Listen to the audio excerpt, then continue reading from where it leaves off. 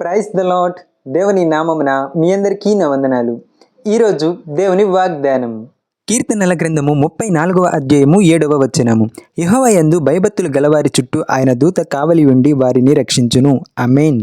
ఈ వాక్యము ఈరోజు మనతో ఏం మాట్లాడుతుందంటే, యెహోవా యందు భయభక్తులు గలవారి చుట్టూ ఆయన దూత కావలి ఉండి వారిని రక్షించును అని చెబుతుంది. కాబట్టి ఈరోజు నీవు ఒకసారి జ్ఞాపకం చేసుకో, నీవు ఆయన యందు భయభక్తులు కలిగి ఉన్నావా లేదో జ్ఞాపకం చేసుకో.